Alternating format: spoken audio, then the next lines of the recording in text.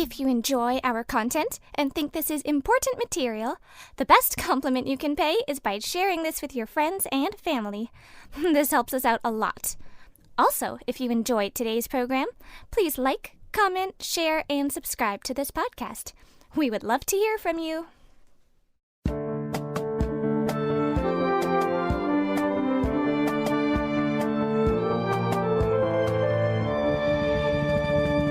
Welcome to the Truth in My Days podcast, where we defend the Word of God against the challenges of men. Hello, today we have Sonia interviewing John about textual criticism. This is the field of study through which we can know the original text of the New Testament. We are continuing from the previous episode today. But basically, you have to insist that these two manuscripts are the most reliable ones. You have to insist that Sinaiticus and Vaticanus are the most reliable New Testament manuscripts. The excuse was that, while they're the oldest, we should trust them the most. Combine that with the idea of literary dependence.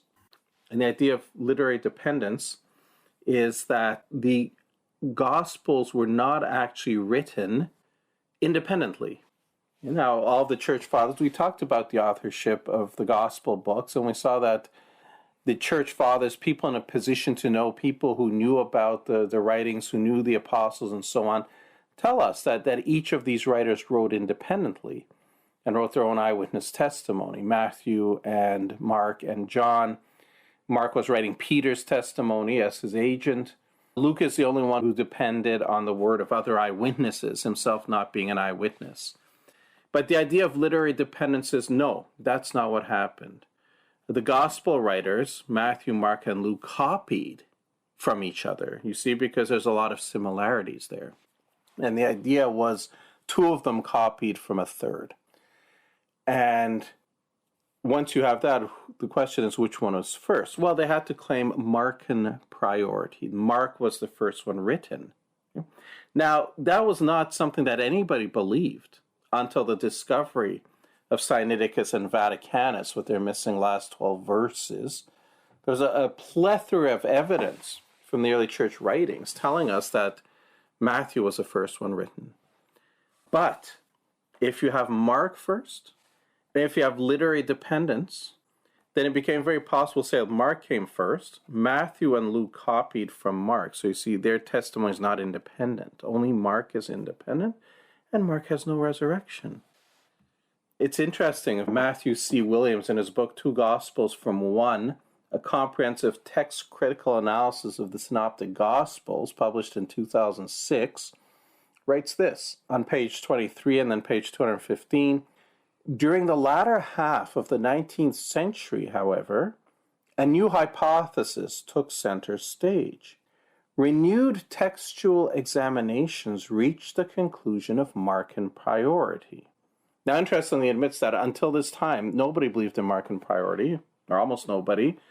The evidence was so heavily in favor of Matthew that even the most flaming liberal scholar didn't question it. But now we're being told that during the latter half of the 19th century, renewed textual examinations reached the conclusion of Markan priority. And then Williams goes on to say, using the Nestle-Aland Greek New Testament, that's the critical text, the text based on Sinaiticus and Vaticanus, using the Nestle-Aland Greek New Testament and not agreeing with Markan priority reveals inconsistency, since the same text-critical arguments that were used to establish the present Nestle-Aland text also establish that Matthew has secondary readings and Mark has original readings. What's a secondary reading? That Matthew is the one who copied from Mark. How did these people deal with the evidence of the church fathers saying Matthew was first? Well, they just throw it out, basically. They just say, see, guess the church fathers aren't reliable.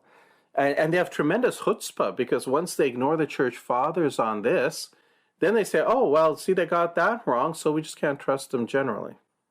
But here's the interesting question. During the latter half of the 19th century, renewed textual examinations. What renewed textual examination was done in the 19th century?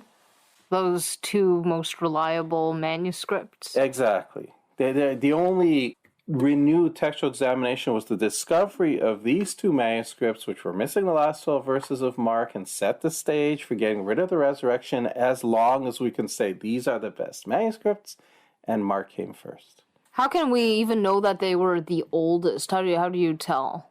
Generally, manuscripts are dated by what they call paleography, old writing styles. The styles in which people wrote differed from era to era. And just as sometimes you see printed books, if you see like a printed King James, original King James, 1611, you'll see that the typeset is very different from a modern one. But the way people wrote was different in different eras. So what you want to do is find ancient manuscripts where the actual date was recorded inside the manuscript. There's some Bible manuscripts that do that, but generally those are quite late. Because in the early centuries, so-called literary papyri, writing of literature, like the gospel books, didn't have date stamps on them. Ordinary writing, documentary writings, tax receipts, bills of sale, and so on, for obvious reasons, would have dates on them, just as we do now. So what's done is try to amass these kind of documentary manuscripts from across a long period of time and try to build this chain of writing styles from different eras. That's the main way that it's done, paleography, and it's only so accurate.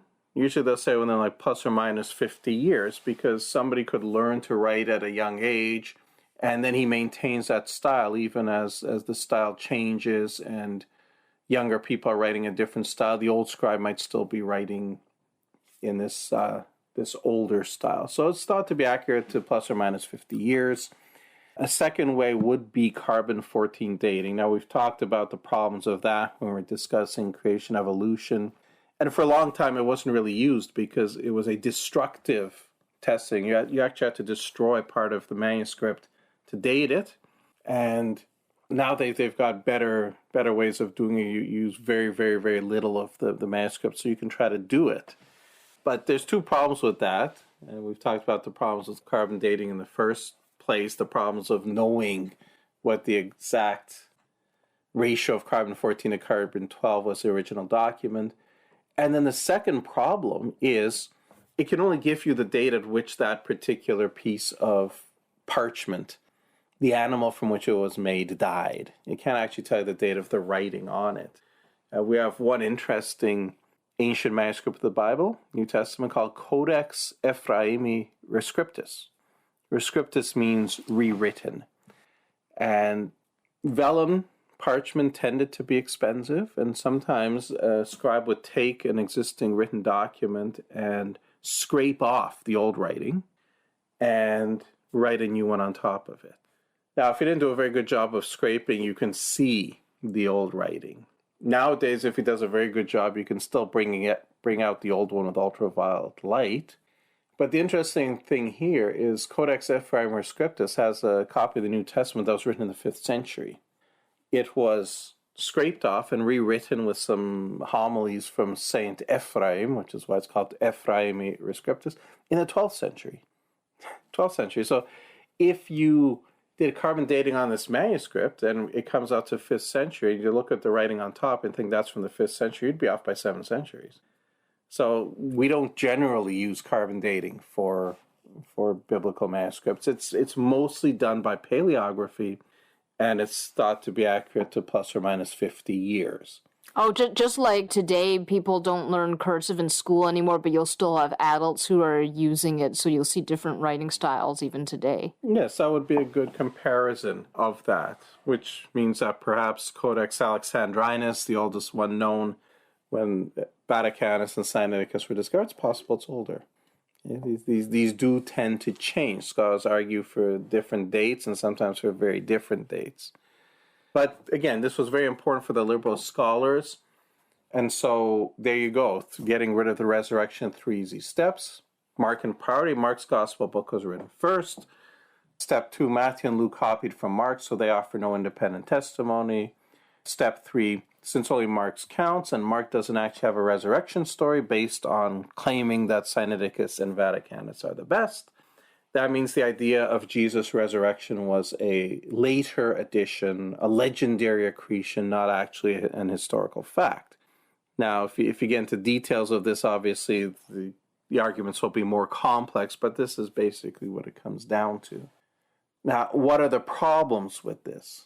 Okay, to advance the idea, and a lot of textual criticism then depends on this, it was necessary to insist that Sinaiticus and Vaticanus are good, reliable manuscripts. If you want to argue that we need to go with what it says about the end of Mark because these are the best, you have to insist they're good, reliable manuscripts. The problem is that we knew very soon that this is not even remotely true. When scribes are copying a manuscript, you can do a good job. You can be very careful, and you won't be perfect. You make some variants, but relatively very few. Or you can be very sloppy and make a lot of mistakes, a lot of variants. You could have a manuscript that's copied by a scribe, and his copy is then copied by another scribe, and his copy is copied by another scribe, and so on. You could have a 10th generation copy that's more accurate than a first generation, as long as every single scribe was careful. The scribes of Vaticanus and Sinaiticus were not careful. A scholar in the late 19th century studied these two in detail, a fellow named Dean John Bergen. And he pointed out this: Codex Vaticanus omits words or whole clauses 1,491 times in the gospel accounts alone, and is disfigured throughout with repetitions. Codex Sinaiticus abounds with errors of the eye and pen. On many occasions, 10, 20, 30, 40 words are dropped through very carelessness. Letters and words, even whole sentences, are frequently written twice over or begun and immediately cancelled, while that gross blunder, whereby a clause is omitted because it happens to end in the same words as the clause preceding, occurs no less than 115 times in the New Testament. And are these two manuscripts making the same mistakes as each other? No, this is the interesting thing. Okay, these are supposed to be the two most reliable manuscripts, we're told. Now, this scholar in the early 20th century named Hermann Hoskier decided to do a side-by-side comparison of these two, Codex Sinaiticus and Codex Vaticanus. They're supposed to be the best, so they should be very close to each other. They're keeping for us, preserving for us the most reliable text, and so they should be generally in agreement with each other. No scribe is perfect. There are going to be differences, but there shouldn't be many. So he was going to go through the entire New Testament and flag all of the differences between these two manuscripts. He didn't think he would find many.